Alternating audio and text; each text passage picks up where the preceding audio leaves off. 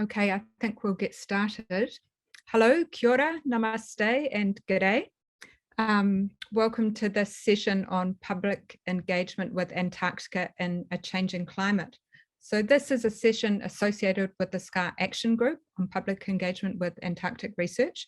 And we've got some excellent looking papers today. So if you have any questions, you can put them in the Q&A section that you can find at the bottom of your screen. Each speaker will speak for 12 minutes and then we will have 3 minutes for questions.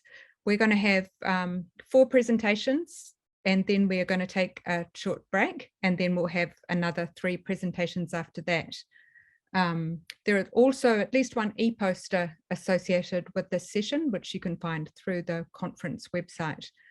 So to get started, I would like to welcome Katie Marks to share your screen. Hello, everyone, just sharing now. Okay, can we see the presentation?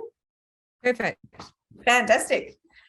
Well, hi everyone, my name is Katie. I'm a PhD student at the University of Tasmania. I am beaming to you today from Malakirti country in the Huon Valley in southern Lutruwita, Tasmania. And the majority of this research has been conducted on the lands of the Muwinina people in Nipaluna, Hobart. This research is really inseparable from the place that it was hosted on. So I want to take the opportunity to, acknowledge and show my deep respect to the traditional owners of the land. So my PhD research has been about exploring the concept of Antarctic place attachment in Hobart. So today I'll be sharing some of the results with you. Let's get down to it. Oh, hang on. All right. So this research has looked at how people in Hobart, an Australian gateway city, connect with Antarctica. Public engagement has traditionally been a really neglected part of Australia's gateway policy. This is starting to change though, and engagement is becoming a priority for varying levels of government here on Antarctic matters. But we are, however, yet to see a clear engagement strategy from any level of government, and I'm hoping that this research will inform that. Place attachment is really the key concept theoretically in this research. It refers to a bond that exists between a person and an environment.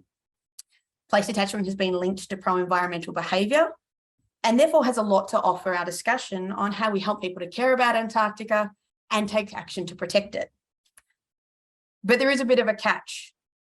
The majority of place attachment literature states that you have to spend time, and frequently a lot of time, in a place in order to form an attachment. And this is obviously a really major barrier because most people will never go to Antarctica. So my question therefore is this: is it possible for people in Hobart to experience an Antarctic place attachment without visiting the continent? And if so, what does this mean for public engagement strategies in and beyond the gateway cities? So really briefly, I've employed 2 key methods in this research: in-depth interviews as well as community surveys. And as you can see from the breakdown, participants included people who had been to Antarctica as well as those who had not. And it was really important to be able to compare the 2 groups. So there's 2 key findings that I want to share with you today. The first is that I've identified 4 types of Antarctic place attachment present in Hobart. So we have direct Antarctic place attachment, which is basically where you develop a bond with Antarctica after visiting. Indirect place attachment, which is where you develop a bond without visiting. Oblique place attachment, when people don't really feel a specific bond with Antarctica, but Antarctica nevertheless contributes to their local sense of place in Hobart. And finally, no place attachment, which is exactly what it says on the tin, really. So let's break these down a little bit. Direct Antarctic place attachment corresponds the most to traditional notions of place attachment. People have a meaningful experience in Antarctica and as a result, form a strong bond with both the continent and the community that surrounds it. This is interesting because this is the only group to see Antarctica as a differentiated space. Now, what I mean by that is that whilst other groups might talk about Antarctica as a homogeneous whole, the entire continent, people with direct Antarctic place attachment can talk about specific areas within the continent, talk about feeling attached to a particular base or a part of the peninsula, for example. Antarctica was also really integral to the identity of some of the people in this group. And the people who identified most strongly with Antarctica also reported experiencing things like grief when their ability to travel south was curtailed for whatever reason. This group spoke about having transformative encounters with Antarctica's landscape. And this is really significant for public engagement because these sublime experiences were almost impossible to describe to people like me who hadn't been south. This group also had really strong social bonds with one another. This was based partially on the intensity of their shared experience, but also on this sense of shared exclusivity. You know, they were part of a small group of people who'd been south. And finally, it's worth noting that when it comes to direct Antarctic experience, not all forms of it are seen as equal. There are a number of considerations that impacted the perceived authenticity of a person's relationship with Antarctica, including where they had travelled to, how long they had stayed for, and in what capacity they had visited. So to give you an example, people who had overwintered on the continent were seen as having the most authentic or deep relationship with Antarctica. And unfortunately, tourists were seen as having rather inauthentic experiences and were often seen with, you know, from ambivalent through to outright hostile approaches from participants in the research. So people with direct Antarctic place attachment are important because they help mediate Antarctica for the majority of people who will not travel south. From an engagement perspective, therefore, we need to ask, what do we expect from this group? And how do we support them to share their experiences, but also open up their community with the general public or to the general public? And it's also important to note that this sample of participants with direct experience was almost entirely comprised of people who had visited Antarctica in a professional capacity via national programs, which means that tourists and people who support tourists are underrepresented in these findings. Hence, there's a real need to understand what direct Antarctic place attachment looks like for people who are coming at it from a non-professional context. Indirect place attachment. So I set out in this research to find out whether you could experience Antarctic place attachment without visiting. And I'm happy to report that you can. But it is, however, quite different to direct Antarctic place attachment. So where people with direct Antarctic place attachment were able to talk about small places in Antarctica and differentiate it as different spaces within a continent, people with indirect attachment saw Antarctica as much more homogenous and didn't tend to attach meaning to specific areas within the continent. This holistic view of Antarctica was nevertheless really meaningful for a lot of people. Indirect attachment was frequently framed symbolically or aspirationally. People resonated with values around peace and science and frequently saw visiting as the ultimate achievement, something that they structured their life around achieving. People with indirect attachment tended to either have professional or personal links to the Antarctic community. But they did, however, often report feeling like outsiders in that community due to their lack of direct experience. And finally, it's worth mentioning that this group forms a large part of Hobart's Antarctic sector. For example, 2/3 of the people in my survey who indicated that they worked in something related to Antarctica had not travelled south. So this is a big group, but it's also a hidden group. And it's not a group that participants tended to see as experts or as full members of the Antarctic community. So most people will never visit Antarctica, including many people who work in the sector. Yet when we run engagement activities, we tend to only showcase people who have been. And to me, this is a missed opportunity. People with direct attachment can provide a really accessible and relatable window into Antarctica and into Antarctic research. So my question is, how do we raise this group's profile? And how do we legitimize their contribution in the eyes of the general public? So oblique place attachment. This is a group that doesn't feel a specific relationship or attachment to Antarctica, but nevertheless, they have an awareness of Antarctica and Antarctica's proximity, and that contributes to their sense of what it means to be Tasmanian. So a big part of Hobart's identity is the notion of Tasmania as a wild, isolated, cold island, however true any of those things are. And being connected to Antarctica, which is the wildest, coldest island that there is, really helps reinforce this identity. as do public rituals such as the Dark Mofo Winter Swim, which you can see here. From an engagement perspective, it's worth asking, does this type of attachment extend beyond the gateway cities? And can it exist further north? Likewise, can oblique attachment be mobilized into something more active? If circumstances require, people with oblique attachment take action to protect the southern polar region, or is this strictly a passive relationship? Now, finally, we got no Antarctic-based attachment. This was a group that was really difficult to access, and the difficulty of including disengaged people in social research has been really well documented, and it certainly held true for this project. For this reason, this remains a largely speculative category. And from an engagement perspective, I think we don't know enough about this group. Therefore, we need to think about what methods we can use to understand the perspectives of people who don't feel attached to Antarctica and what we might be able to do to change that. So my second big finding relates to the things that participants felt help connect them to Antarctica. So we can call these mediators of Antarctic place attachment. The main ones are shown here.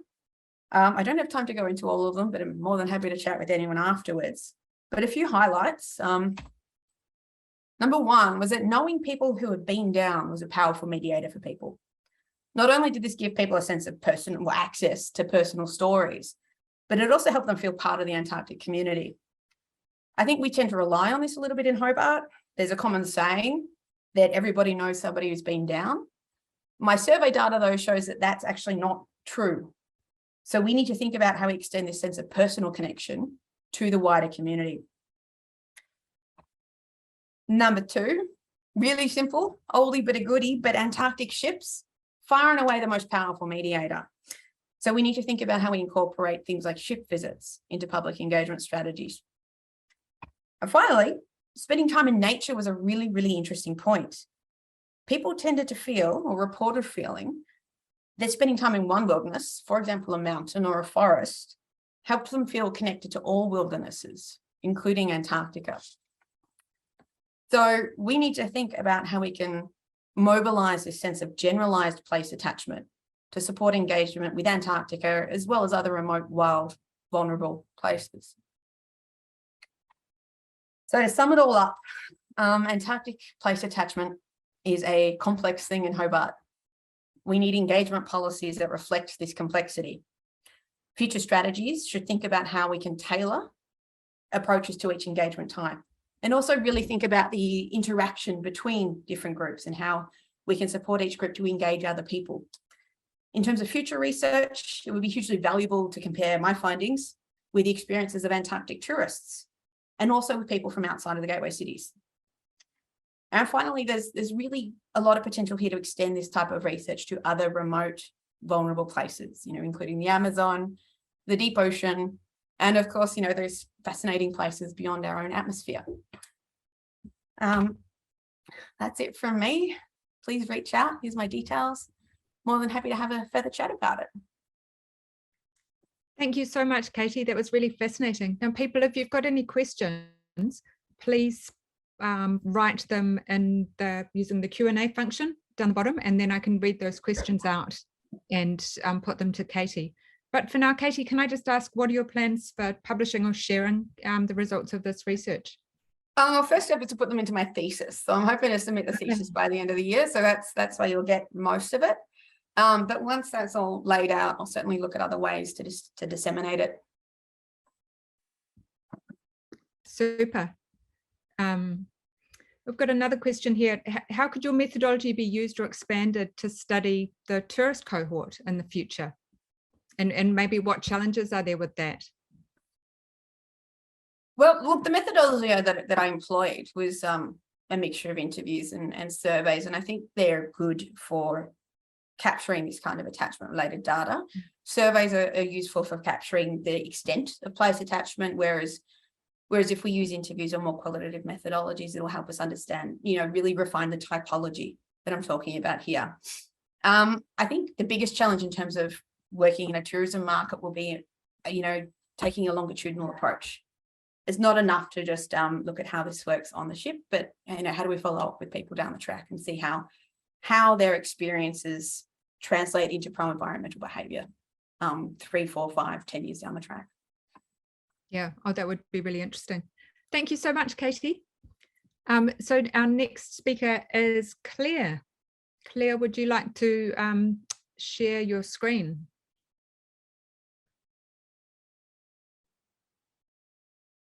Certainly would. See, there we are.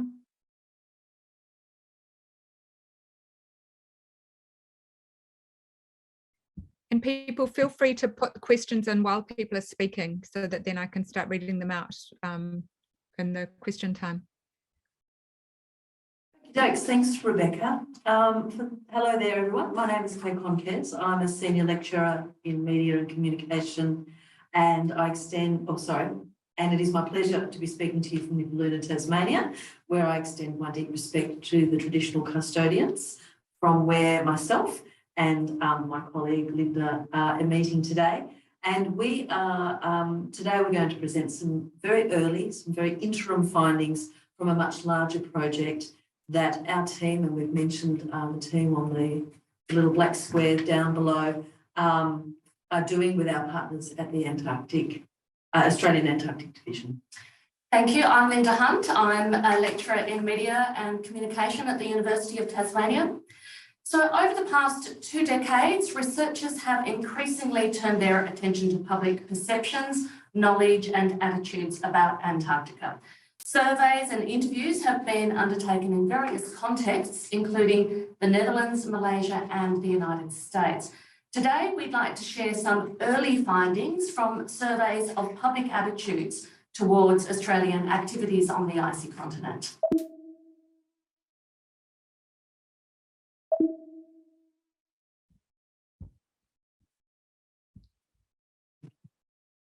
So our project uses 2 surveys, the Australian Survey of Social Attitudes, known as AUSA, and the Tasmania Project. So the AUSA survey is a male survey administered to Australians aged 18 and over and collected each year in 4 waves, which we can imagine are about 3 months apart. As this project is ongoing, we've only included one of those waves. We've really just started. And we're using it for comparative purposes because we do recognise the survey sample is really very small. For our full project, we will draw on all 5 waves over a long time, and we expect about 1,500 respondents, which makes it quite a strong cohort. But for now, there's not many. But the Tasmania data comes from the Tasmania Project survey, which is an online survey administered by the University of Tasmania's Institute for Social Change. The data we're using today was collected between June and July this year and attracted about 1,300 respondents. So the data presented today draws from these questionnaires and that asked about the importance of activities undertaken in Antarctica, including who should be able to go there, and for Tasmanian respondents, why Antarctica is important to Tasmania and Tasmanian identity. And we also asked Tasmanians and the national sample questions in order to gauge their knowledge of the continent in terms of geography and governance. This includes a trick question of when the Antarctic Treaty expires, which of course is not the case. So what we're doing really is that we're curious about the connection between people's attitudes to Antarctica and their knowledge.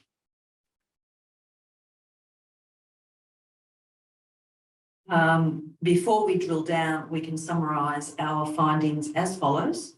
Most of the national sample and the Tasmanian sample said that protecting the Antarctic habitat is very important. And for Tasmanians, scientific research came a very close second. Most Tasmanians believe Antarctica is important for our Tasmanian identity. And while Tasmanians are more knowledgeable of Antarctica than other Australians, the level of basic knowledge remains fairly low.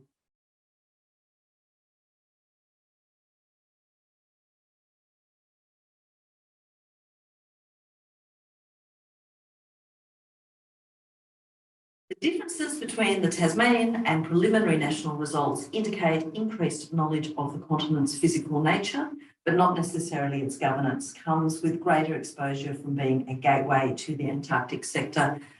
Katie's presentation that we've just heard keeps echoing as I speak. While more ORSA data, so national data, is needed to make robust observations, these results suggest the need for evidence-based and demographically targeted public engagement if Australians are to have informed opinions about their national involvement in the region to its south.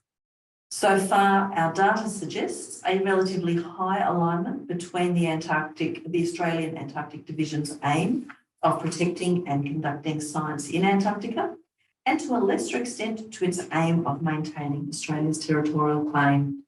So there's a little bit to think about. Let's start by looking more closely at what people say are the important activities undertaken in Antarctica before we look at who they think should be allowed to go down there and indeed their general knowledge. So in both surveys, we asked how important for Australia are the following activities in Antarctica. So for the Tasmanian and national samples, scientific research and habitat is more important than mining and tourism. Respondents to both surveys ordered the various activities listed here in a very similar manner. As we said earlier, protecting Antarctic habitat was viewed as very important, with scientific research projects at 62%, a close second for Tasmanians. And the gap between habitat and science was broader for the national survey. Securing the Antarctic territory was also viewed as very important by almost half of the Tasmanian respondents and more than 40% of the Australian sample. Antarctic tourism, mining and resource exploration and extraction were viewed as unimportant, with nearly half of the Tasmanian sample judging mining as somewhat or very unimportant, while over 40% saw that tourism was unimportant. So there's an interesting finding given what presented earlier today, Katie, in regards to perceptions about having the social licence of visiting Antarctica. So while these results are perhaps unsurprising, given the ongoing prohibition of mineral resource extraction under the Protocol on Environmental Protection to the Antarctic Treaty, the lack of support for tourism is significant, considering the popularity of Antarctica as a destination for Australians. So given the small national samples so far, we won't examine the demographic variables, but the larger Tasmanian sample allows us to be a bit more granular. So let's look at those who chose the very important response. Notably, there are some clear gender differences in these results. Tasmanian women are more likely than Tasmanian men to prioritise the importance of Antarctic habitat, science and historical heritage buildings. These results reflect gendered Australian findings in relation to environmental issues, as women tend to be more concerned than men about environmental issues, although men tend to score higher than women do on polar knowledge and climate change questions in Australia. The age-based results didn't show clear patterns, but the importance attributed to territory increased with age. Those Tasmanians who have a bachelor degree were somewhat more likely than non-graduates to view Antarctic habitat as very important. Political party identification is also associated with attitudes on Antarctic activities. Perhaps unsurprisingly, the Greens, or those who vote Green, are far more likely than Labor or coalition identifiers to view habitat protection as very important. And they're more likely to see scientific research programs as important also. These results may at least partly reflect high support for the Greens party among the tertiary educated. And it is interesting to note how this cohort is less likely to consider other activity such as security, heritage buildings, fishing, mining and tourism as important. Now, in the Tasmanian survey, we included this question: who should be able to go to Antarctica? And it appears that for most Tasmanians, Antarctica is viewed as an exclusive place that should be restricted to certain people. So given the support of science and habitat, it's not surprising really that most Tasmanians approve the presence of scientists there, and thankfully of the tradespeople that make the science possible.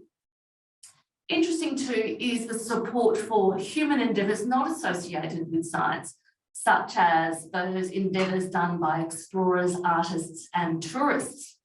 Tasmanians, however, are far less supportive of mining companies, military personnel, fishing vessels and politicians.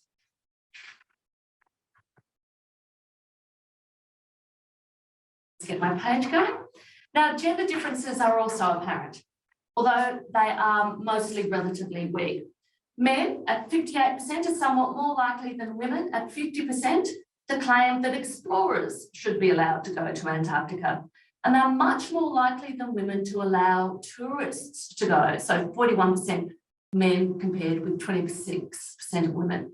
And politicians, 22% compared with 12%, and miners, 9% compared with 3% in terms of whether or not those cohorts should be allowed to go to Antarctica. However, some women clearly have different views on who should go to Antarctica, because we have a figure of 17% of women in favour of allowing all of the above to go, as opposed to only 9% of men. So to summarise, the data we've presented so far looks at some of the opinions people hold about Australian activities in Antarctica and who should go there. But these are opinions, and we're also interested in how much people know about the icy continent. So we asked respondents factual questions to gauge their knowledge of the polar regions.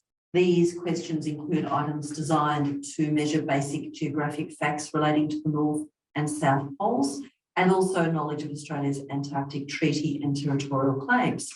We asked about the implications of sea level rise from melting ice, and the results show that Tasmania's exposure to Antarctic sector through the state's gateway status increases their broader knowledge of Antarctic-related climate change impact. So, the North Pole, South Pole and ice melt questions have been included in previous surveys in the United States and Australia. So we're getting quite a good data set here.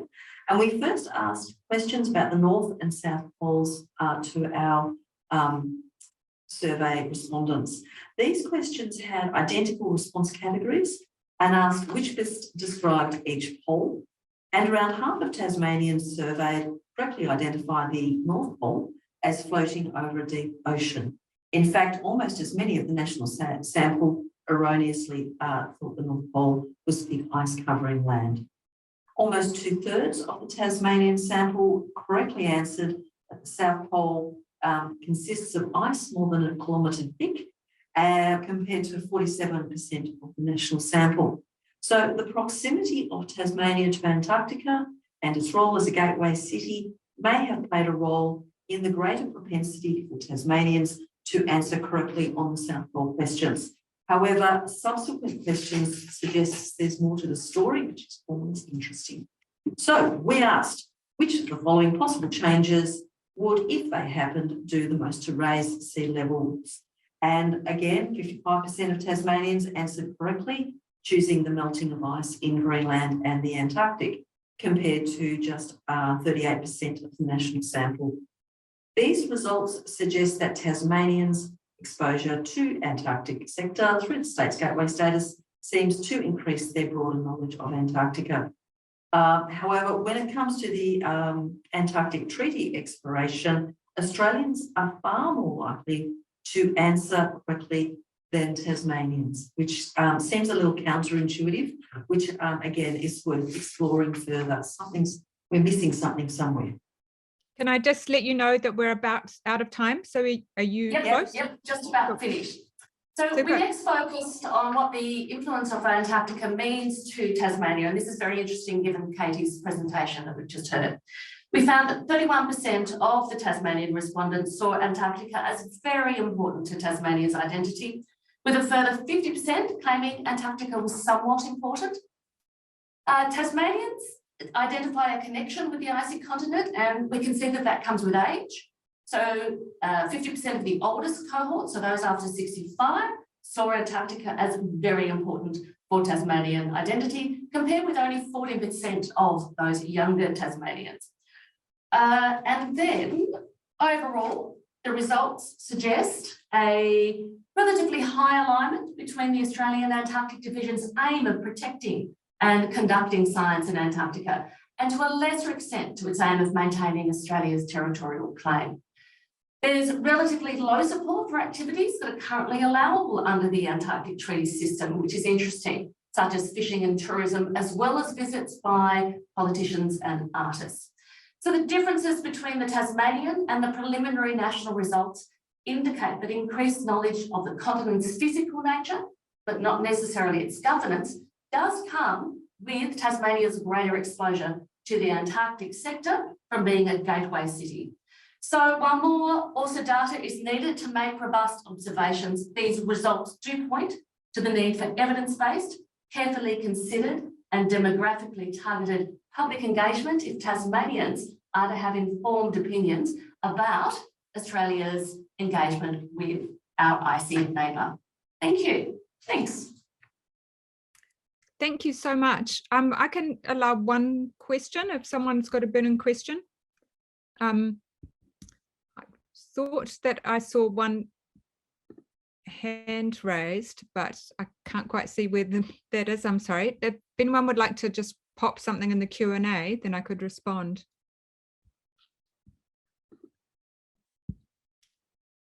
Okay, otherwise, just if you do have questions, type them in the Q&A, and then perhaps Linda and Claire could respond there directly. And now we're going to move on to Hannah Nielsen. So please go ahead and share your screen.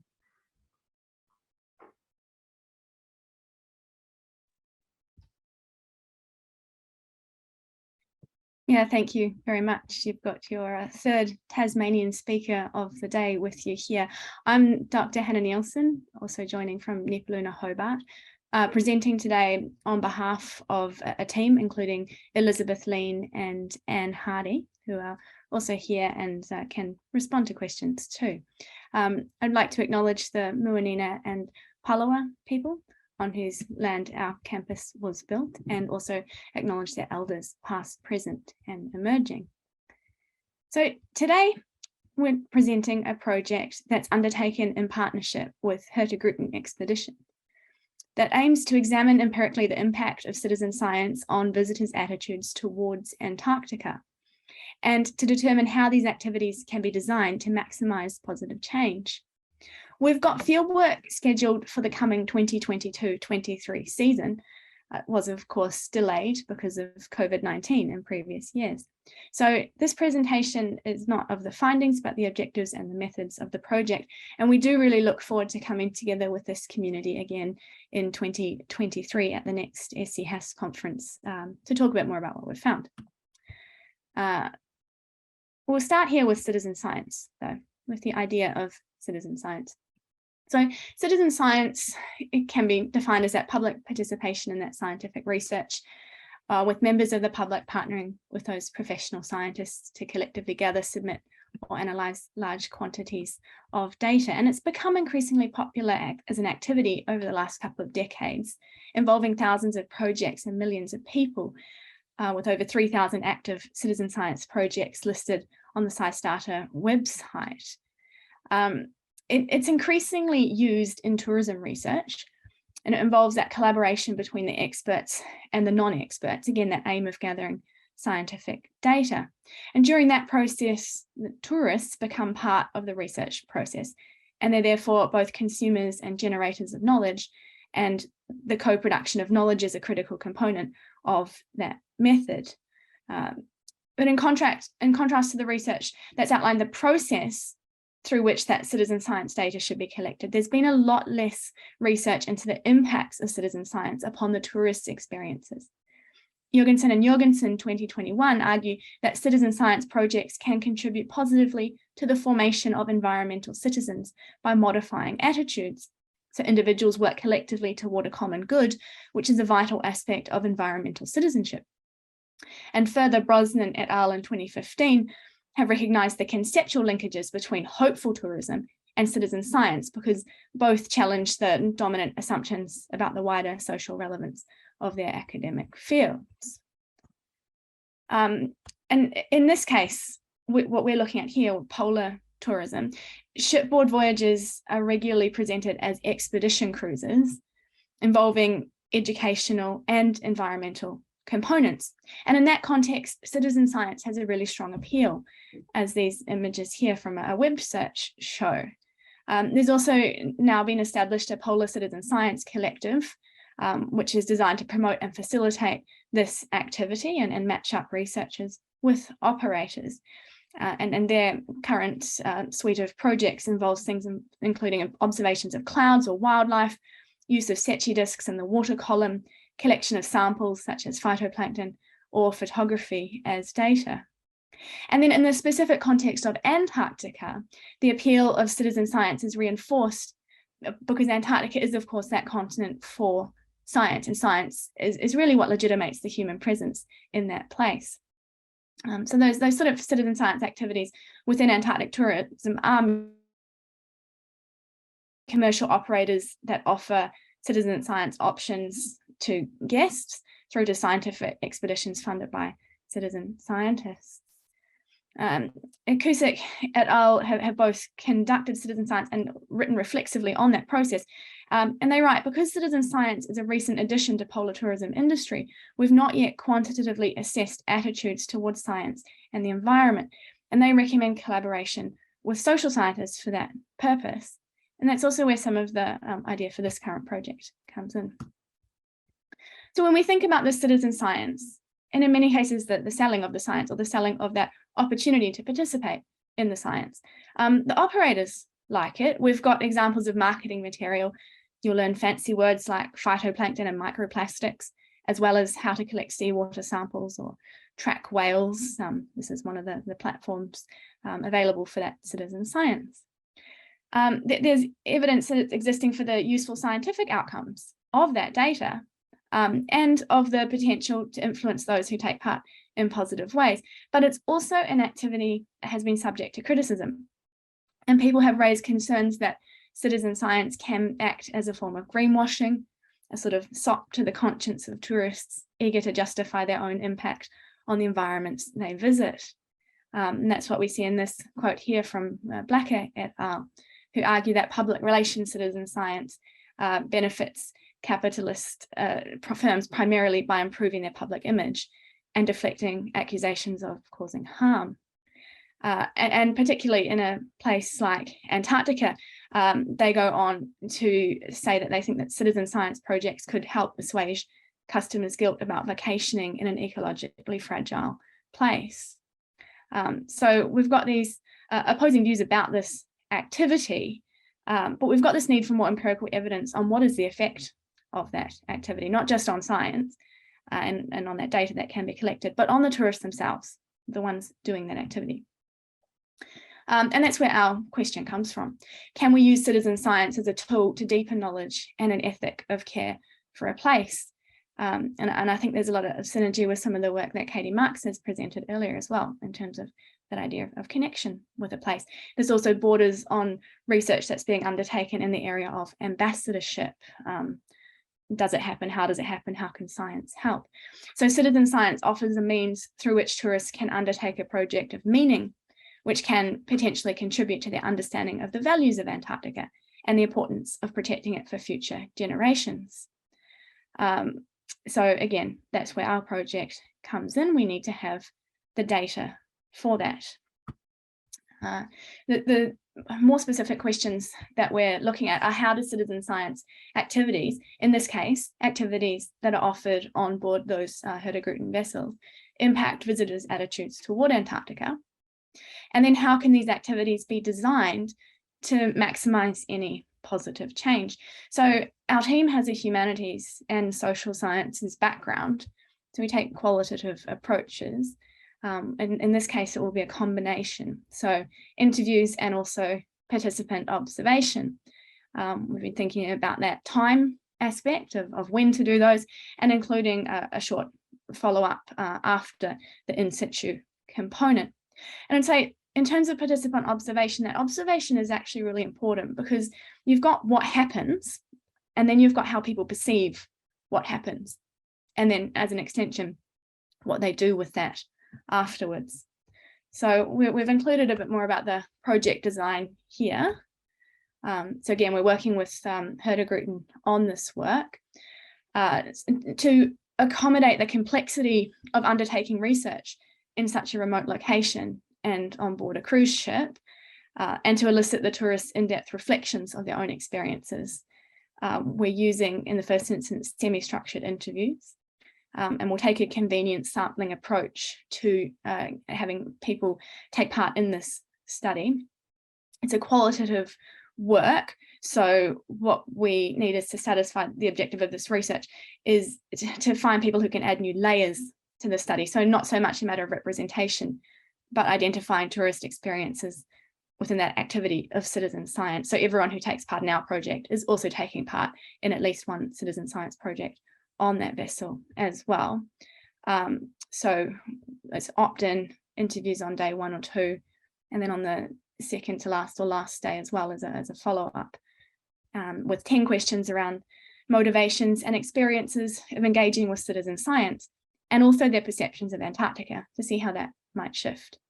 And then we've got those observations as well of those who've opted in to the program only, and we're working with the operator on the logistics of that.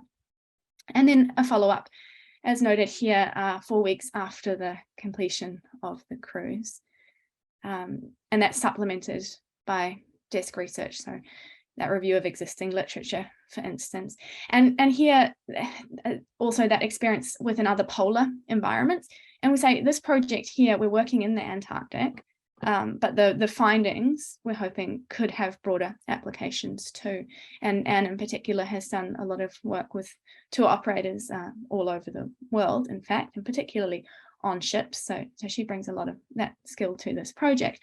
But we're hoping that the findings could also inform what happens in tropical regions, for instance, as well as North Polar. So we've already noted that citizen science is particularly important, given that Antarctica is a place for peace and science. It's also especially important because Antarctica is really hard to access. Yet tourism is now the main way that people do interact with that place, those who go down. And previous talks have ascertained that you don't have to go to Antarctica to have some sort of care for that place or connection with it. But in the coming season, there's a projected 100,000 people heading programs. So using these ships of opportunity, these ships that are already going to these remote places, can have benefits for researchers in terms of getting to these places, especially early career researchers. It can have benefits for operators as well, in terms of things like social license. Is it okay to go there? What legitimates a presence there and a human footprint? And perhaps having some contribution to those wider data sets is something positive to come out of a presence in a place.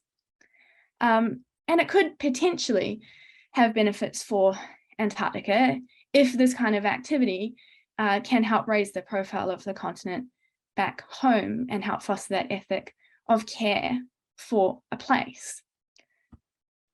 So as I said, we're at the start of this project now. We've put in the ethics application for this and arranging logistics for the actual fieldwork component. It's very good timing for us to get feedback and comments and questions from the wider community here. I know in this morning's tourism session, there were a number of synergies with other projects that we'll certainly be picking up on. And we'll be reporting those results via journal article, accessible pieces in popular media, and again next year in Portugal. So we really look forward to picking up those conversations in that arena. And thanks to Heidi for working with us to make that field component possible in helping us answer that question. Can we use citizen science as a tool to deepen our knowledge and an ethic of care for a place? So just in summing up, I've got some of those sort of tour brochure images, typical tour brochure images, and those key components about that place. So it's a place for peace. It's a place for science, and for us all to engage with and to better understand, study, care for, and protect. And that's ultimately what we seek to do with this project. So thanks for the opportunity to present, and we'd be very happy to answer questions. Thank you so much, Hannah. So please put your questions using the Q&A function at the bottom of your screen. We've got one question here, Hannah. Does Hurtigruten have a predominant nationality or nationalities in their customer base? And if so, what might that mean for your study? Yeah, that's a really good question. And we'll certainly be working with them to figure that out. Post-COVID, there have been quite a few changes in that tourism industry too. So the trends that we were seeing, we had a basically cancelled season with only 15 guests going down.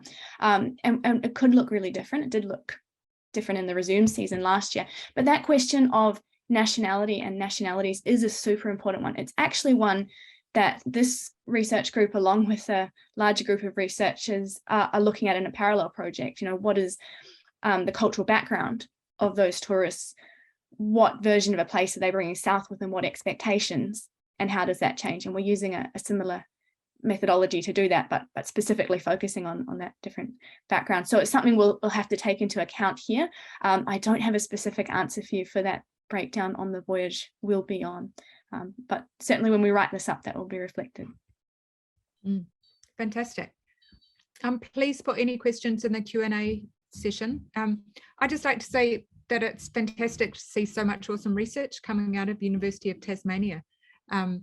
And at this stage, I'll just do a little plug for the action group on public engagement with Antarctic research. So this is a SCAR action group, and I've been convening it, and I'm just about to step down as chair of that group, and Elizabeth Lean and Katie Marks from Tasmania are going to be taking over. So yeah, really, really appropriate, I think. So just to keep to time, we're going to move on to our next speaker. Thomas, would you like to share your screen? Absolutely. So if I share that, do you have the full screen? Yes, that looks great. Perfect. So, so thank you for having me. I'm Thomas Devigne. I'm a postdoc, research associate in biology, and I'm a fish biologist at the University of Oregon in the USA. And I wanted to share with you today something that we've been doing recently on the side of our genetic studies, mostly. And it's a short scientific graphic novels that we call The Mysterious Disease in Antarctic Fish. So I think I can share the link to it in the chat. So if some people want to go see after that. But so I wanted to today to show to you, I'm gonna hide some things there. There. I wanted to talk to you a bit about how we decided to do that. Because the main thing was that we want to communicate our scientific research on Antarctic fish to the public. Because, and I'm exaggerating there, but like the public start to know very well that glaciers are melting and temperatures are rising. But in general, we don't know as well or as much about what is happening to life in Antarctica. And especially in my case, who knows that Antarctic fish can get sick, and that sickness might be due to climate change. And this is about a scientific article that we published in June. And we wanted to try to convey this message and this discovery to a broader audience. So how could we reach younger generation and generate interest in science at the same time? So for that, usually we partner with local schools, but with COVID, everything was put on hold. But like I said, we still wanted to communicate our science to younger generations and especially to people not specifically driven to science. Because looking at Katie's talk, like I and John Postlethwaite as well, and many others, we are clearly like directly attached to the place. We've been there several times, and I always like talking about Antarctica to anyone. And so when I discovered that actually at the University of Oregon, where I am, as a comics and cartoon studies minor that started in 2012, and that they've been leading a science and comics initiative since 2020, I really wanted to partake in that like effort to present scientific subjects in an artistic format that is usually absent from textbooks. And for that, we partnered with Chloe Damomio. So Chloe was a marine biologist major and a comics minor, and they graduated this year, this spring. And so we started working together with Chloe. And so now I'm kind of going to show you the steps, how we arrived to a final product. So where did we start? We started first by Chloe doing a lot of studies. And that was to try to find a color palette, but also some movements into the graphic. And so they made a lot of beautiful watercolors inspired by images I took in Antarctica. And that allowed them to perfect some movements in their drawing. And so meanwhile, we were also working, of course, on the storyboard. And that is probably like the first version of somewhat complete storyboard that we came up with. And that was really important part to select precisely the information that we want to talk about and the knowledge we want to convey, but also to develop the narrative so that the information kind of tries to flow from one page to the other.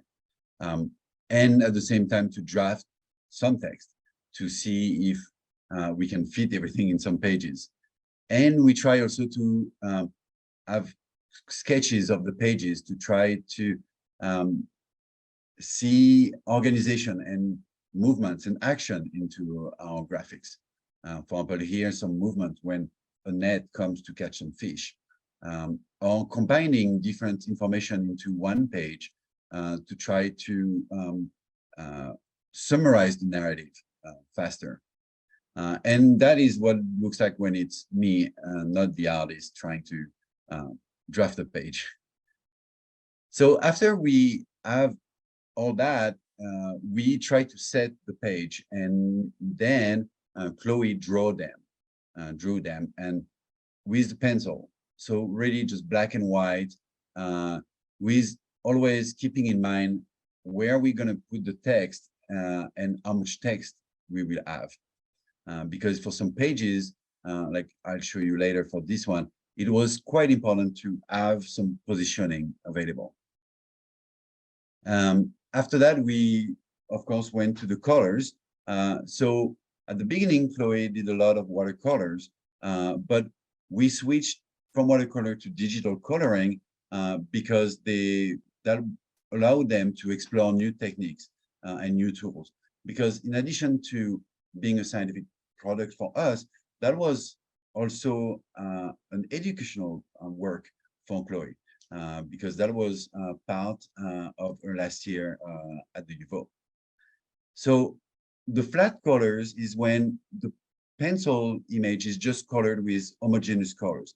And then shadows and lightnings come up to really reveal fantastic images. Another one could be like that. So the first one is Palmer Station on the Antarctic Peninsula. And this is the Lawrence M. Gould, the research vessel we use when we do research in Antarctica. And this is after adjusting for shadows. So after we have all that, and actually while that was happening, I added text boxes digitally. So that allowed us to start in working on the text and its placement before waiting for the colors to be completely done, but also helped us to continuously make little adjustments to the text, because there's always, after 50 readings, finding a little thing that we can say in a better way. So having them already on the pages and being able to read page after page really helps making things better, and also allows us to place really the text boxes the way we want. And I just want to note that, and you may have noticed the font that I'm using also in this presentation, we decided to use this font, Open Dyslexic Alta, which is completely open source, and is designed to help against some common symptom of dyslexia. And it's completely available to anyone online. So just to give you a quick review of like few pages and how those turned out, this is a page where we try to present how Antarctic fish are special, and especially ice fishes on the right, which are the only vertebrates living without hemoglobin. So this was our very first version of the page. And then with pencil, it gets better, and then with shadows, and then the flat colors, and then we have a final color product, and finally with the text. So each page followed this type of progression. I think for time matter, I'm gonna go faster on these ones. Sorry, this one is about our fishing operations, where we try to give some movement to show fishing at night and the conditions, fishing between icebergs. But also like the discussion page at the end, where we really wanted to try to make a focus on our fish, but leaving a lot of space around for us to be able to then bring all the questions, new questions that we came up with, finding what was happening. Of course, some pages were made mostly digitally. Sorry.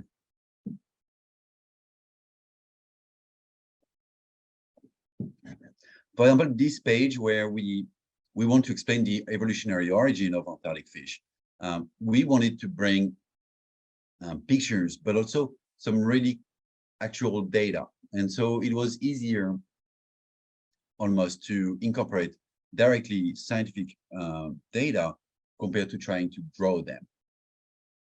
And the pages of results that I drew or sketched at the beginning, we were able to like place actual real data there and draw a narrative throughout to explain those results. And further, when everything was ready and we had all our pages together, we decided to try to translate it, to try to have a broader reach. And that came because, well, I'm French and living in the US.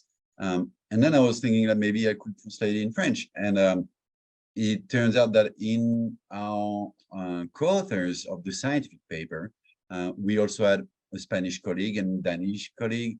And so we decided to translate it in all those languages. And now we have it in 5 languages. So here in Spanish and in French, in Danish, and also in German.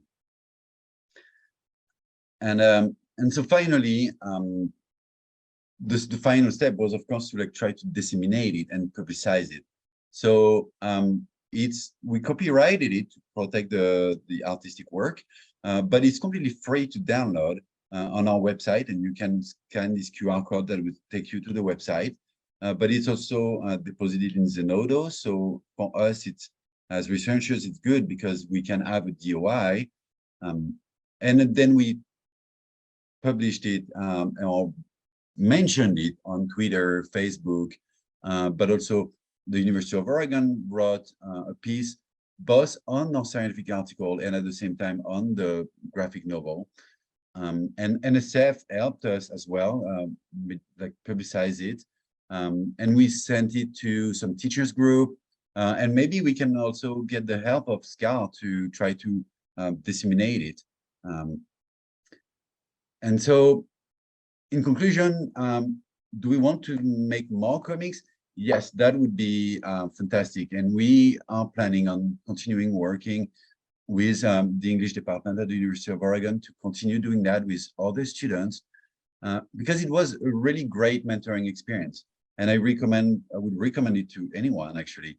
And because also for us, we learned so much about science communication. In a way, non-fiction visual art format manages to reach audiences way beyond scientists. Because we can that way engage actually the reader in the entire scientific process in a short amount of time, from like our initial discovery, building and testing hypotheses, interpreting the results, and after that, developing new questions. And hopefully our comic manages to reach that goal and reach many more people than the scientists we interact with usually. So for all that, really the work and the graphic novel is mostly the product of Chloe Damomio, with the help of myself and John Postlethwaite at the University of Oregon. And we have to thank also the translation that were made by our friend Henrik Loysen from Denmark, Alejandro Vialdivieso and Manuel Novillo for Spanish translation, Florent Pomerol for French, and Angelica Scharto in German. And you can access the graphic novel at this address or this QR code. And please feel free to share it to anyone you know who would be interested in reading. We would love that. Thank you. Thank you so much, Thomas. That's just stunning. We've got a couple of questions here. Hannah Nielsen is asking if you've had time to get any feedback from young people that the comic was designed for.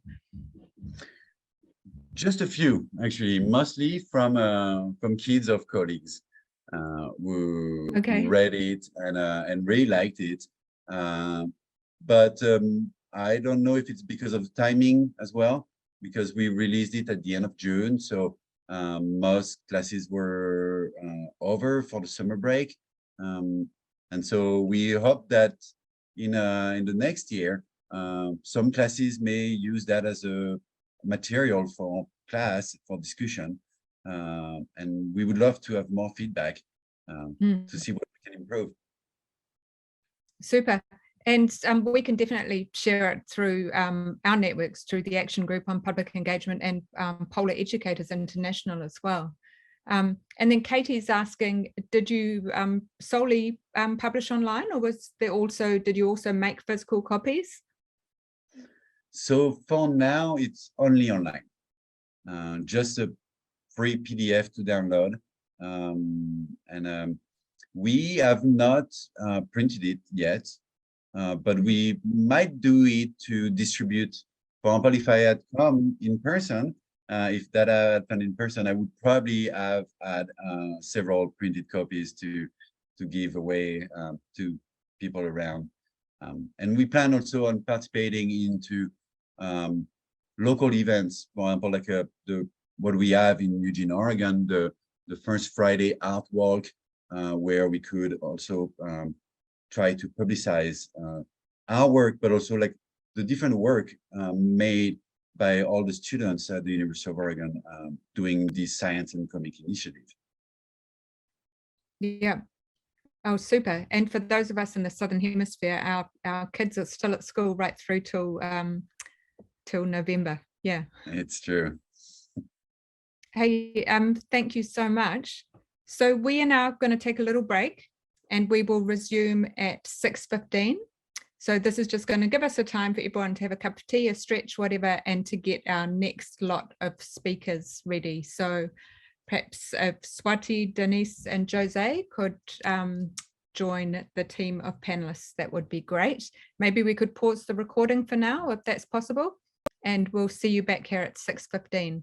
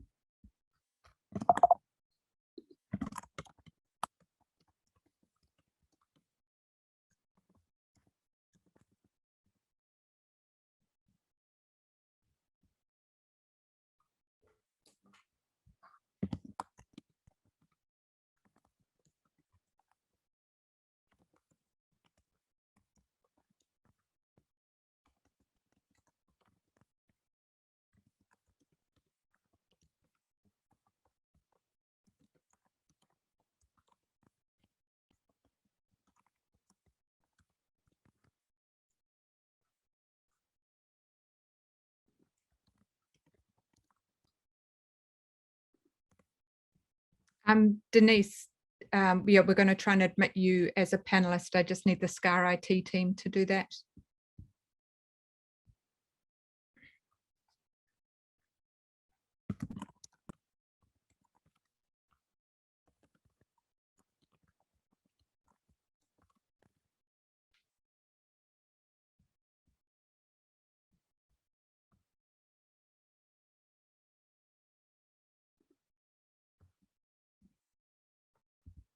Swati, and Denise, hello.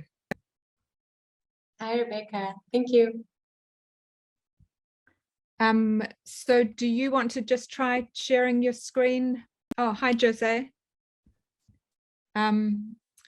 So SCAR team, José has a pre-recorded talk. So we're going to need to have that ready for 6:45. And Swati, you're on next at 6:15. Do you want to just try sharing your screen?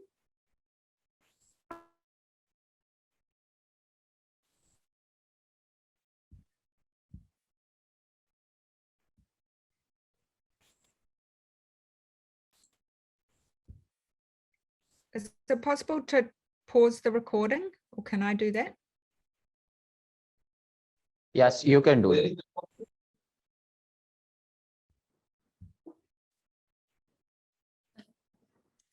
Okay, welcome back to this session on public engagement with Antarctica in a changing climate. We have 3 more speakers. So first of all, I'd like to welcome Swati Nagar to give us a presentation. Greetings of the day and namaskar from India. I'm Swati Nagar at National Center for Polar and Ocean Research. It's 11:45 a.m. here and the temperature is about 26 degrees and it's pleasant. So today I'm going to talk about the initiatives of India to socialize polar sciences.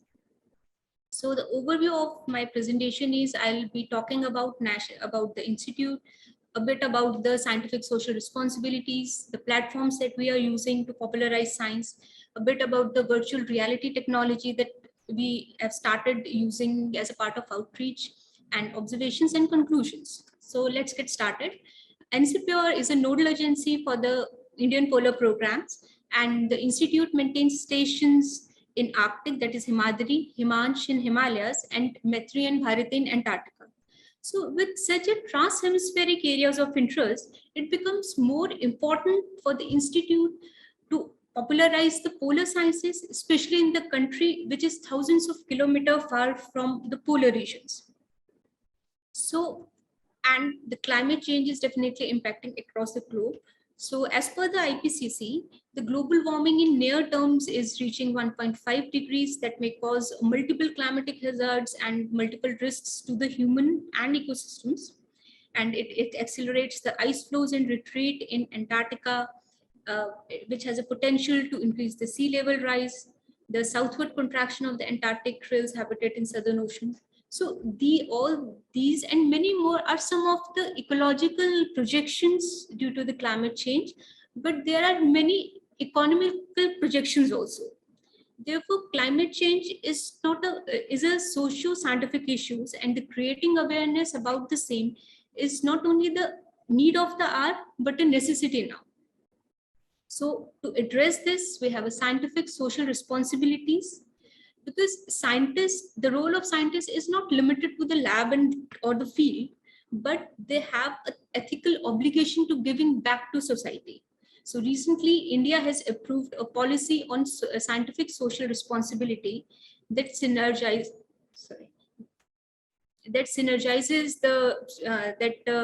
connects the scientists, academics, and general public.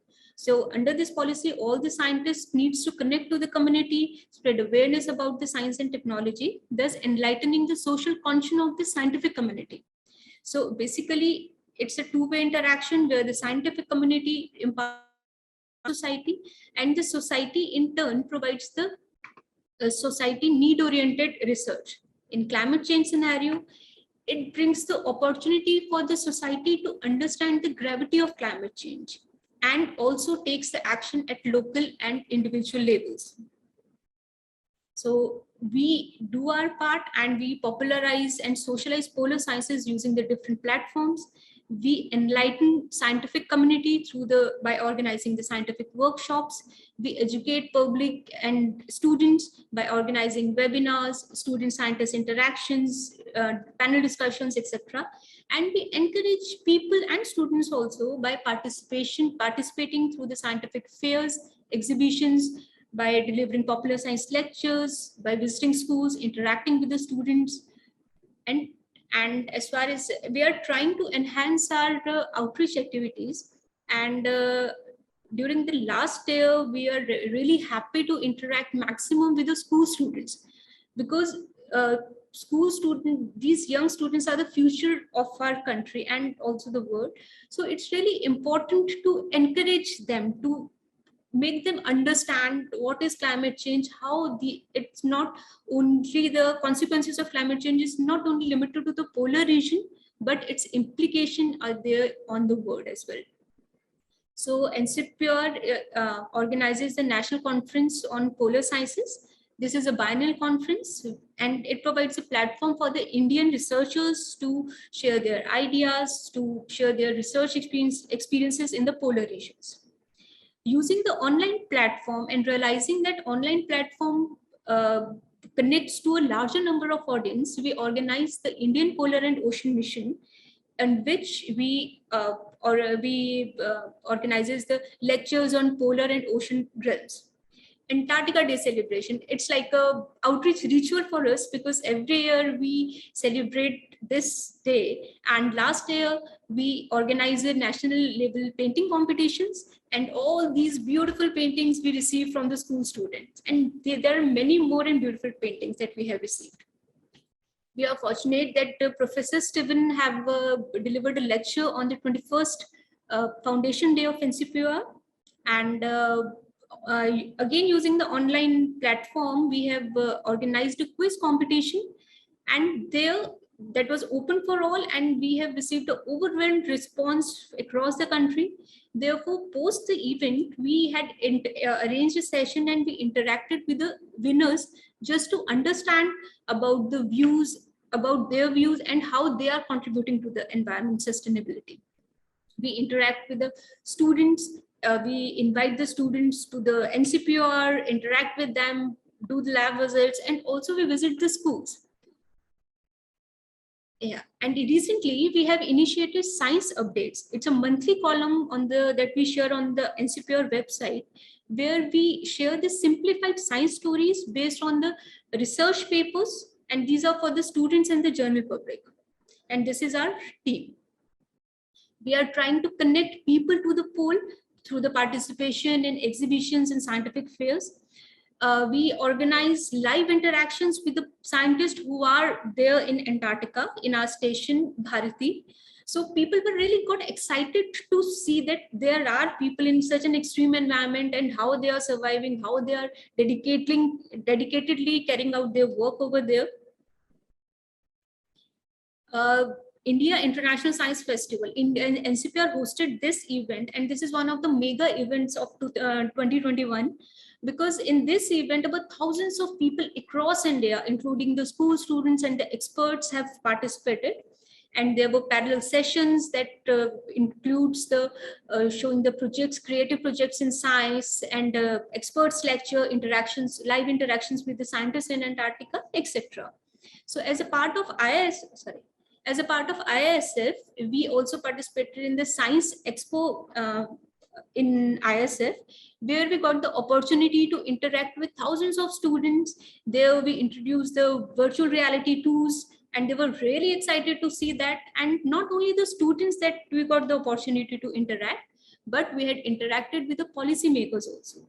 We make them see, okay, what is there in these polar regions and how important they are. And we got the Best Interactive Pavilion Award as well. And there are another festival occasion that we participated, interact with the students. This Science Festival was an online event, and there we organized one session called Ask a Scientist. There we asked the general public and students to send their questions, and the NCPR scientists, they interact them, answer them in a live session. And that was a really very productive and very interesting session. Besides that, we deliver popular science lectures. And I had an opportunity to deliver this lecture on science, scientist, and adventure. And in this lecture, it is not a scientific one. And I'm trying, in that lecture, I was trying to emphasize that scientists are not as per the standard image of white coat with the serious expressions, but they are humans. They enjoy the life. Besides their dedication and passion towards the Antarctic science, they enjoy, they relish the beauty of that area, Antarctica. They do party, they play cricket, they love chocolates, and like just we all do. Virtual realities. We can't take all the people to polls, but we have tried to bring the polls through to the people through the virtual reality. We have made 2 virtual tours, one on Antarctica and one on deep oceans. So please have a glimpse on Antarctic tour. What's there in the virtual tour on Antarctica?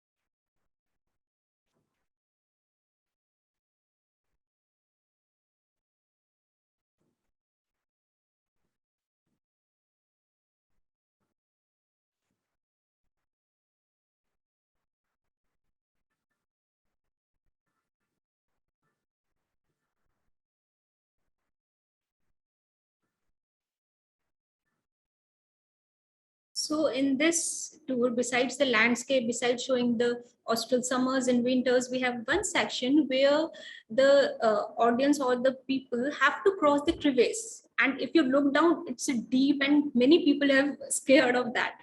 So I could record some of the expressions of the audience, and it's a small video that I want to show you about the expressions. This is a little guy, she's saying hello to the penguins.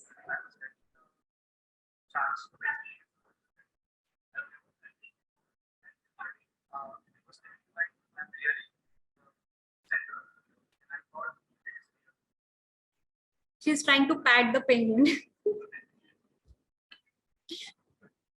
And Sneha is try to cross the crevasse.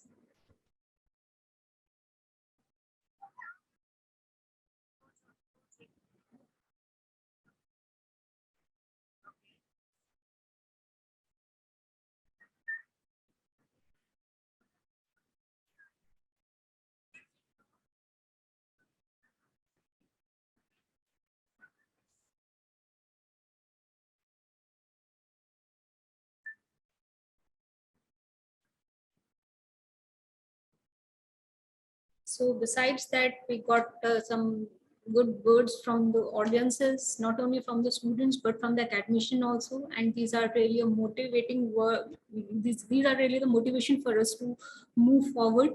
And its observations. During the pandemic time, we have shifted a bit to the online platforms, and there we got the chance to interact with many of audiences from the country. Second important thing is we are trying to use the local language as a mode of communication, because in many of our outreach events, because once you are interacting in a local language, it becomes a comfortable zone for the audience also to understand the things, and also they can easily express their views, they can express their concerns using the local language. So that's why we are focusing on that part. And yes, the conclusion is NCPR is trying to connect the science to the society, and we are trying different platforms, and in future also we are exploring the different ways that we can use to make the polar science more interesting, more reaching to a maximum number of people. And in the previous public engagement session, it was really interesting to see the presentations of so many speakers. They are using different techniques, books and cartoons, and etc. So the take-home message is communicating science is helpful in inculcating the scientific temper. It is also helpful for the policymakers because the information about present climate change scenario and the future projections will help them in making the relevant policy decisions and also in the preparedness for the society. So this is our core team of scientific social responsibility or outreach. But the scientists and the researchers from the NCPR have helped a lot in organizing the events, and we are part of that. And we are maintaining the YouTube channel. We are on social media. And yeah, so thank you so much for your time and attention. And I'm sorry if there is discrepancies or some thing missing in the video. So thank you so much. I'm happy to connect with you all. Thank you so much, Swati. Some of that footage of the station and the environment around it was absolutely mesmerizing, gorgeous. I've got a question here from Hannah Nielsen. Have you been in touch with any of the other national Antarctic programs that have done virtual reality? So I think the New Zealand and Australian programs have done, you know, some bits of virtual reality, and it would be, yeah, great to have some sort of an exhibition of them. These we have. I haven't been, I'm sorry, touched with the Australian program, but these we have separately made for this. I've seen on the website of the virtual tool on Antarctica. Super. And do you have any plans to publish or write up some sort of feedback or evaluation of some of these tools that you've used? Yes. Recently we are trying to do that, and that we are making a questionnaire so that when the students came, before that we give the questionnaire. So before imparting the knowledge and after imparting the knowledge, what is the difference, how they gain. And I'm also thinking to probably in a long term, we should connect again to the students who have visited or with whom we have interacted, so that we should know to what extent they are, we are able to create interest in them, because that should not be the momentary one. Super, thank you. And Hannah's saying perhaps ComNet could help coordinate an exhibition. That would be pretty spectacular exhibition to attend. Thank you so much. So now if you could unshare your screen, and we'll move on to Denise, who's going to give the next presentation.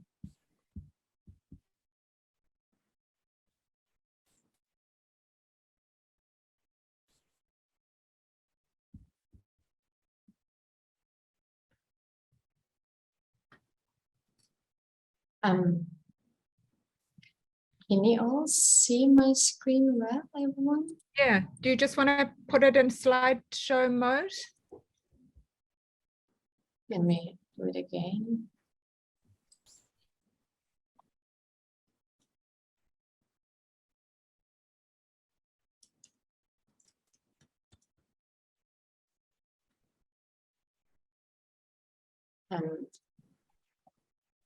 Yes, sorry, right now it's not working.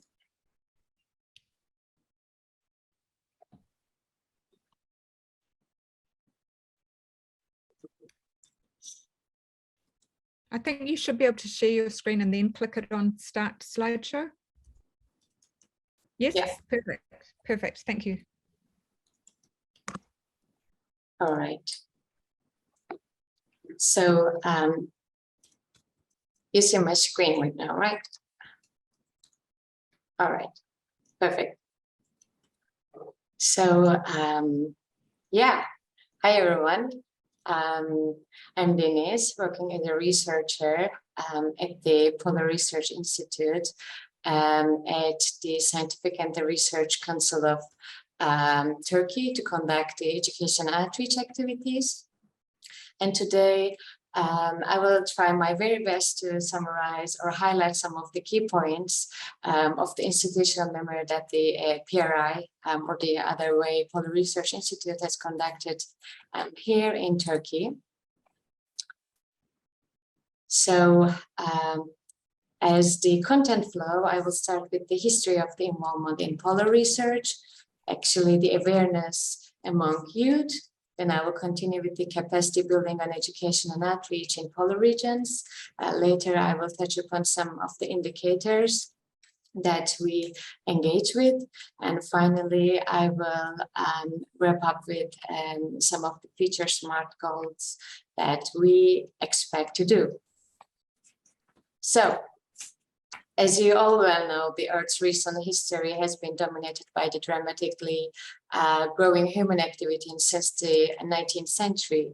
But despite these impacts expected to intensify in the coming decades, the general knowledge about the polar regions is relatively low due to the level of education and social and demographic features that may influence the formation of legislation and solutions concerning polar regions. Notably, the dissemination of scientific knowledge and awareness, which are formed through education, outreach, and effective communication, are key instruments that can help environmental conservation and sustainability in polar regions. And within this scope, the very first Polar Club, which consists of a volunteer undergraduate, graduate, as well as the postgraduate students, is formed by the tremendous work and support of the director of Polar Research Institute, Dr. Burcu Esoy, and I would like to mention the brief chronology of the growth path of the polar research family here. As of 2015, as you see here, after the establishment of the Polar Club at in the university, we started to have the various presentation among primary, middle, as well as the high schools. And in the following semesters, the new activities like one of them, which are called listening from a scientist, or what we can name another name, Polar 101 seminar series started.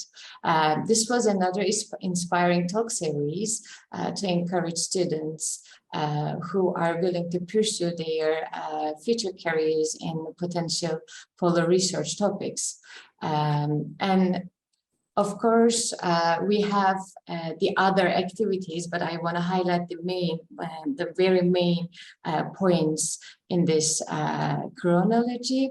And following years, we started to establish this time the polar clubs, both in middle and the high schools. And of course, if you create a club, this means you also need to create an agenda for them to follow up in the years to come. And this was the beginning of our first, let's say, the effort to create the polar curriculum. And this curricula includes 8 to 10 topics, like starting from, okay, what is the first time that the Arctic or Antarctica just discover, or what is the role of the krill in the ecosystem, or what kind of these polar animals does in their food system. These kind of different topics that we try to mix up and give a brief information as a knowledge or background for students to get involved or started to concern about what is happening outside of their world. And the upcoming years, like in 2016, we started to engage with the international organizations, and this time, like one of them, also known as the Association of Polar Early Career Scientists, became an organic body of our student team. And within like the happening of this beautiful collaboration, we organized our first workshop, and this workshop welcomed almost the participants from almost 9 different countries, and as well as we organized different breakout sessions to discuss and also learn from the other countries and their activities that we can collaborate together. And of course, we are doing presentations, we are also listening from the others, but there is something missing that, okay, how about the public side? So how can we gain their effort in polar science? And in this respect, we started to organize the both art and the painting competitions, and these are the very beautiful support from our very young enthusiasts, maybe in the age of 9 or 8. You have to see the paintings of those impressive people that I still get inspired. They try to tell what they see when you call, okay, this is climate crisis. And we try to collect those both the arts and the photos to bring them to Antarctica. Those photos join a couple of expedition, our national Antarctica expeditions. And as you see in the photo below, they also supported the expedition in this way and help us to learn from them in this capacity. And the following year, that was another era to start for us, because now we had a collaboration with municipality, and that was the first step to open the Polar Science House. And in this house, you will be able to see some figures of the penguins and polar animals like a polar bear, and some rooms that you feel really cold. That's why you have to wear some of the jackets that the scientist wears, and the other experiences that you can gain at the first glance. And of course, we are conducting those activities, so we have to share with some of the peers, right? Like in this conference, we also joined the other international conferences to also introduce what we are doing and what we are learning from them, and what are the future expectations. And of course, this is a little bit funny, but we started to prepare or organize our online presentations before COVID starts. And it was kind of a lucky moment for us to get used to those let's say the meetings, because at that moment, for example, I was outside of the country and it wasn't possible to go to that school, local school located in Turkey. So that's why we started to join those online meetings, and it helped us so much to also continue those engagements during the COVID. And of course, both in the university and also in the schools that we collaborate, we prepare some booths for the festivals. And this is sort of one of the first attempt to also join to another festival outside of the university that we can say. And as of 2020, we also got used to prepare some of the online events. One of them is the first Polar Festival, and we prepare this event for a one-day festival. But it ended up like, okay, maybe it would be a good idea to make it, I don't know, at least 2 to 3 days, because we had almost 2,000 students in participating, and like across Turkey, and it was really exciting event that I have to say. as of 2020, in addition to our presentations, we said that, okay, why not also sharing those photos? I mean, because we created our social media account, right? And we are posting our activities, and also we are sharing some of the initiatives from other non-governmental organizations. But we said that it can be a good opportunity also share some of the, the popular science or the basic information that people can learn. They don't need to be exactly the scientist or the expert on those areas, but they can gain information and just increase their knowledge and interest in this path. And afterwards, we also started to discuss the idea that why not conducting projects. And in 2021, we wrote 2 different projects. Actually, it was 3 different projects, but some of them were stuck in the threshold and some get good responses, but we learned a lot from there. And the following year, our colleagues wrote another project, and we will be hosting a very special part of that project in this September.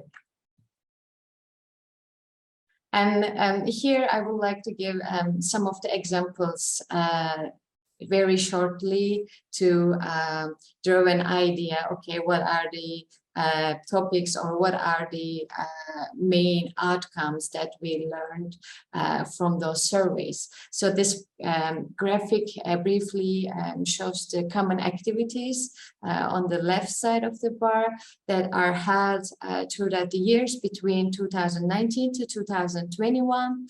This also helps us to see how our traditional activities evolved during the COVID time.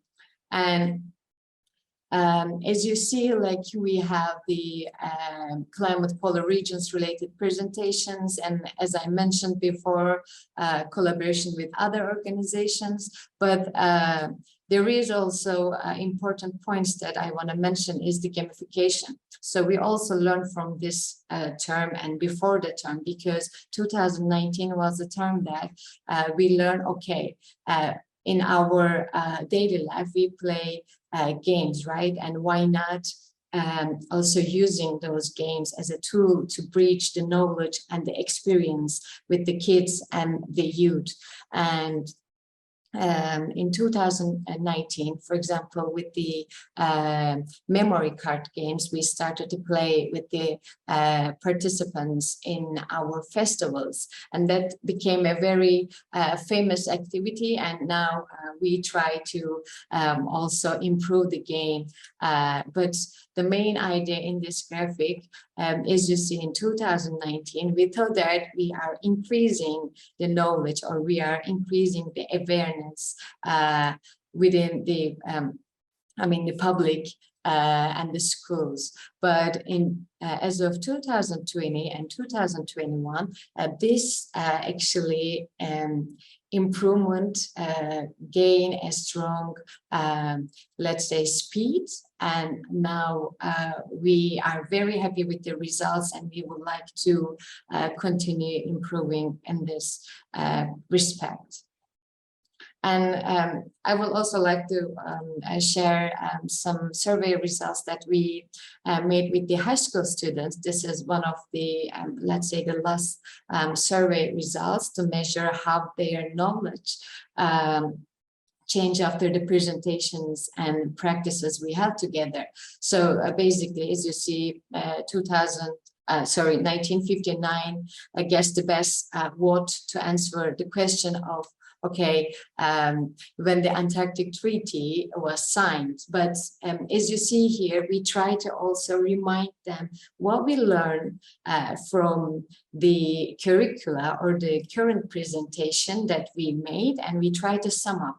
And also in these gamifications, or in another way, the storytelling activities, we try to find the different learning types of the students and try to focus them in the way they choose as their best, and we try to remind them in different activities. And it follows, for example, okay, there is a report, a lot of report that Intergovernmental Panel on Climate Change publish, and we try to give the first idea that what is IPCC to students, and we try to also give them a chance to comment on those activities, because early in the presentations we mentioned them that, okay, as an individual, it's better if I just separate my waste and not to make it waste right now. It will be in different portions. Right now I'm going to recycle, and by doing that I will help the factory to easily switch them to different departments and use them in the way to recycle. And students now will learn the background, or in another way, the kitchen. Okay, I am ordering a food, right? But what will be the carbon footprint of this food? And what will happen if I directly go buy for a cloth that I just really liked? But how about if I really don't need to use that cloth? And if I go again when I need to buy it? Or how about buying a second-hand clothes, which is still okay for me and have smaller carbon footprint compared to the new manufacturers. So these kind of things we try to draw an image on the student side, and try to also learn from them, or try to listen or have their comments to help us increase this process or improve. And as we're about out of time, are you close to wrapping up? Yeah, thank you. And this is one of the last point that we try to also ask students, okay, we are doing this, but who we are, what kind of activities with us, and we are also getting quite a nice percentage, but of course it still needs to be improved. And these are some of the activities that I try to put between, starting from 2015 to 2012, and consists of different collaborations like presentations or the book, chapter writing, or so on and so forth. And as a future SMART goals, of course, we will keep doing, increasing the involvement of K-12 schools. And also we will discover the most effective tools that can help students to practice and increase the collaboration at both national and international levels, and keep encouraging youth more in the taking part in sustainable actions. And of course, we are happy to doing that. This is our motivation, and I think all, including you in this room, are doing a great job. So thank you for listening. Thank you so much. That's certainly an impressive amount of outreach going on there. We've just got time for one question here from Maria Pia Casarini. How many people are involved in organizing these initiatives, and are they university employees? No. As I mentioned in the previous slides, they are totally the volunteers, and I was actually volunteer for 5 years before getting hired at the Polar Research Institute. So all is working by the great efforts of the students. But of course, like me getting let's say professional in this capacity, now we are giving a hand, and we try to change the flag in this way, because, for example, I met with a student from high school, and right now they are applying for a bachelor program that they can pursue their studies in polar science, and I believe they are the future candidates for those positions. So this is just getting involved with the examples. Yeah, thank you so much. Now we need to just move on. We're a bit behind time, I'm sorry, but Scar IT, could we now see José's recording? Thank you.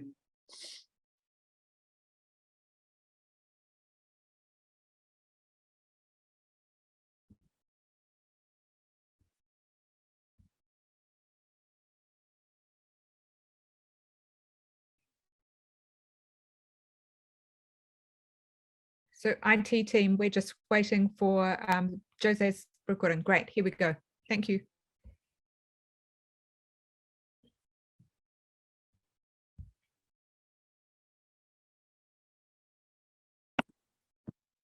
Hi everyone, thank you very much for your interest in this presentation on education outreach, particularly focusing on diversity, inclusion, and equity, which is, in a nutshell, a hot topic that finally reached their higher profile and is something that needs to be addressed, including within the scientific committee on Antarctic research. And this work wants to really emphasize our sensitivity from our Portuguese efforts, so from Portugal, and how we were addressing this, and just within our activities can be an example on what we're doing. So this presentation and this work has been led by Marta and Patricia. They are within the Polar Educators International, highly active members, particularly in Portugal, of course. Hugo, early career scientist, very connected with APEX, but also with Polar Educators International and myself. And one of the key things when we're talking about education outreach is emphasizing the relevance of Antarctica to the rest of the planet. And this is clearly emphasized here, that we're talking about 3 to 5 meters of ice on top of this continent that has literally huge amount of mountains that is divided in East and West Antarctica. But we're talking about an area of the size of Europe, nearly the size of the United States. So we're talking about an area that is 10% of the planet that can have major impacts in the rest of the planet. And it's just not just me. This was very clearly emphasized in the United Nations Oceans Conference. Antarctica actually has been emphasized regularly in the relevance in understanding, for example, climate change and the impact of sea level rise. This is an example of the UN Secretary General Antonio Guterres on the cover of Time on his knees with under the water, and really emphasizes the relevance of sea level rise to the rest of the planet, but also knowing that Antarctica can play a key role, not only understanding sea level rise, but also its impacts in the rest of the planet. And our children, from an educator's perspective, needs to know that. But if you're searching for evidence, where is the evidence of the relevance of Antarctica to the rest of the planet in terms of climate change or sea level rise, for example, or ocean circulation? Most of that information are on the IPCC reports, the Intergovernmental Panel for Climate Change. The reports of 2018 and 2022, for example, they already summarize really nice the facts of the relevance of Antarctica to the rest of the planet. And this is very true. So I just went to Washington in a meeting, and we'd have, for example, some of the ways of publicity and reaching the common citizen, in this case, in the United States, on how to sort out climate change, how the President Biden could be one of leaders on this. Shouldn't we do it in our own country? How can we promote politicians to become even more inclined, more persuaded to solve this issue that is a global issue, is not a national issue, but we need to do it together. So in terms of education, this is quite relevant. One of the key issues that I wanted to emphasize from an education perspective is that we need to communicate the urgency to advance the knowledge that we already have to the rest of the world. This paper, led by Stephen and Cassandra, really emphasized that the pace of change that we have, that is occurring in the Antarctic environments, is so fast that in terms of policy development, needs to be much quicker. The pace of change is so high that it's hard to keep the pace of developing policies quick enough. and efficient enough to actually to make good results. And this is quite important. So the evidence of change and what is occurring in the Antarctic is already available. So get informed. Make sure that educators, teachers are well informed of these facts, and make sure that we also envision some of the solutions. When we're talking about education, this relevance of showing to the rest of the world these values of international cooperation using science, make sure that the science that we do is a long-term perspective, and also that our actions needs to be quicker and faster, and we need to work together also with policymakers.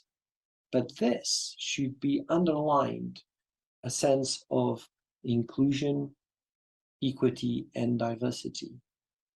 And I think it's something that our national programs needs to work on more on this. And SCAR also has been working on this. Under the Antarctic Treaty, we've been working really hard. This is one of the papers that we've been leading. But what we want to emphasize is how much education has been emphasized and identified as relevant. And education outreach is definitely one of them. And you can see the number of papers submitted to the Antarctic Treaty consultative meetings along with time, you see there literally is increasing quite a lot in this century. So we are doing progress, but we need more. And in terms of equity and diversity and inclusion, there's an action group within SCAR. And very recently, an editorial small paper led by Hugh Griffiths also showed how much needs to be done and provide some examples. So there's already work in progress, but we need to be very focused on this. It's such a new topic that the first paper submitted on diversity inclusion was actually this year that I'm aware of at the Antarctic Treaty Consultative Meeting in Berlin that emphasized, and Australia gave an example on to make sure that they increase their diversity across the different research programs that they have within the Australian Antarctic program, that make sure that everyone feels welcome and respected. It seems quite obvious, but it's important to be emphasized and promoted. Actually, altruism is something that you feel. I have been probably very lucky, but it was very obvious to feel that every time we went on an Antarctic expedition is to feel welcomed and make sure whatever you do is quite special. And should be a priority to make sure that your experience in the Antarctic, not only you're doing the good science and being actively involved in the research that you do, but also that should be an example, and you become an ambassador of Antarctica. And I'm sure it is. But you have to do it. And this is some examples that we do it at national level, from trying to put the polar science into our educational curriculum, some activities that we've been doing for a long time, and also working together with educators and scientists to make sure that we connect and we are aware of these issues, and how can we improve? How can we make sure that this doesn't become an issue, or at least reduce it to the minimum? We have some exhibitions that also show some of the diversity that we have in our program, also in the question of gender, for example, and we want to promote that.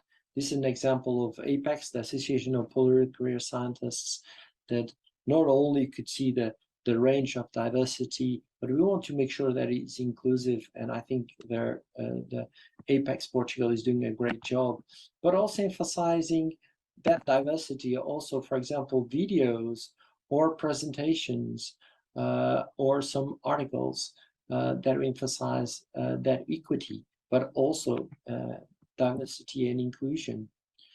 We also aim to prepare also the supervisors. This is an example of that has been emphasized in the University of Coimbra, that through some of these good practices courses, they can promote this equity, inclusion, and diversity when we're working with PhD students. I think that's a good way. At least that's what I'm doing with my students.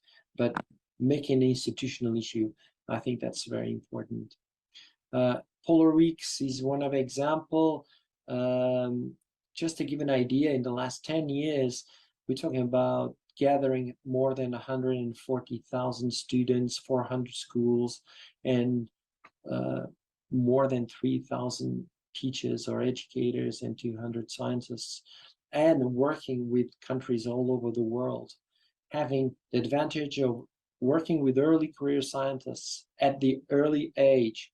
These values of inclusion, equity, diversity is incredibly important, and we're doing that in our scale. And I think we should do and use Polar Weeks to also emphasize not only nurture the schools, but also the scientists in generally all the community, and be an example of it. Another example is also to promote engagement in, for example, what brings them together is actually the language. The SCAR fellowships for early career scientists. Actually, we had, this was organized by Apex Portugal and Apex Brazil, that actually speaking in Portuguese can promote inclusion for early career scientists that speak actually Portuguese or more comfortable in Portuguese. We could provide some guidance for them to apply for the SCAR fellowships, and actually had a huge results. And it promoted and got good results in promoting more early career scientists to apply. We also had projects that actually supported and provided information into our national curriculum. So in terms of education, you have summary examples, for example, like here, that polar science would included directly into the 8th grade natural sciences curriculum. So it's a great example. This is the first time ever. So it's something that we work on.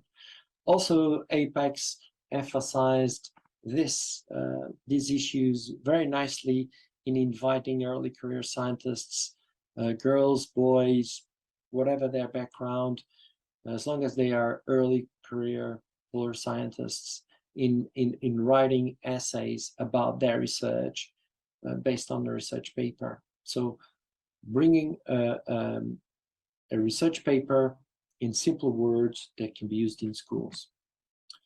Also, we're promoting ocean literacy at different levels, like working with teachers and having their own workshops so they can engage, for example, using games to actually learn more about the Southern Ocean.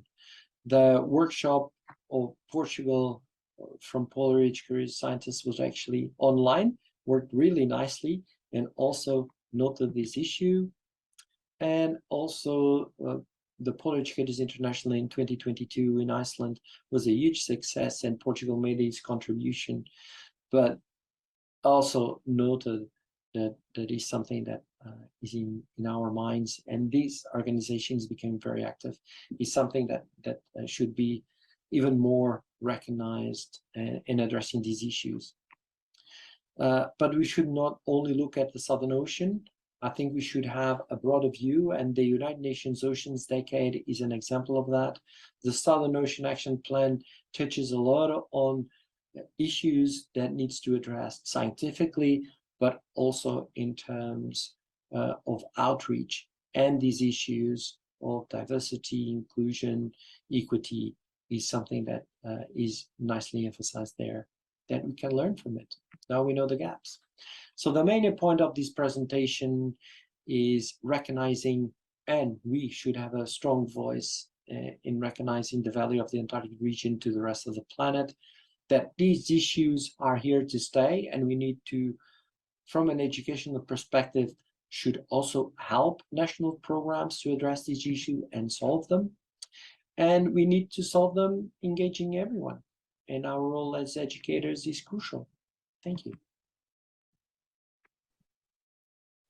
Thank you so much, José. And I see there's been some questions and answers happening in the chat session. Maybe we could, if people are willing to stick around for just another minute, José, do you just want to talk about what the key points are that you'd share with other people Sure. wanting to bring diversity, equity and sure. inclusion?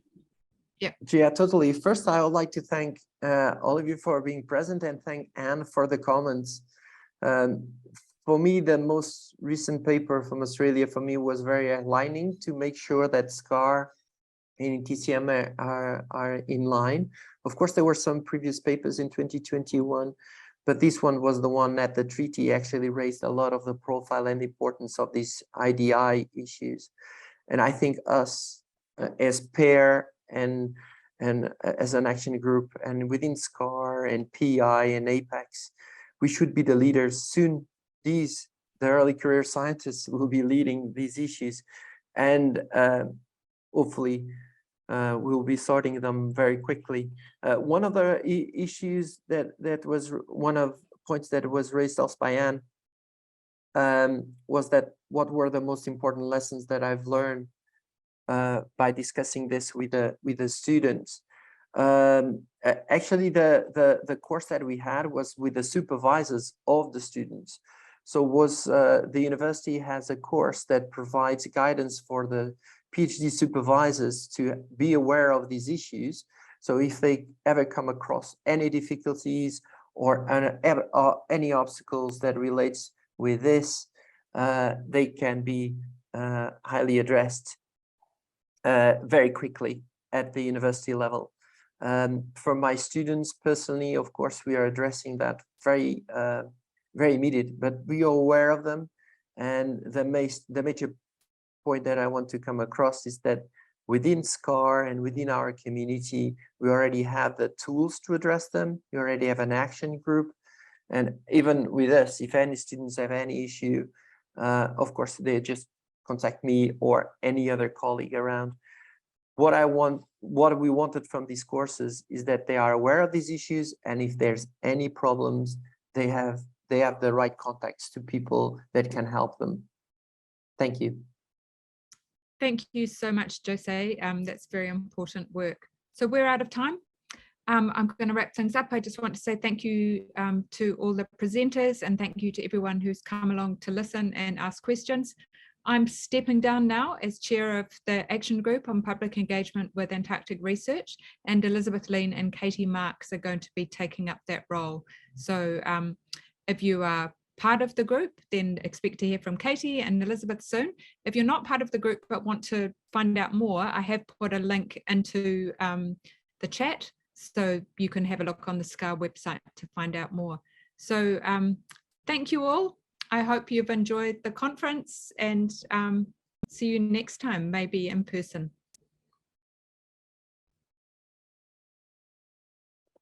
Thank you, Rebecca. Thank you, everyone. Thanks, everyone. Great presentations. Thank you, Wonderful chat. everyone. Thank you. Have a great rest of the conference. Bye. Bye. Bye.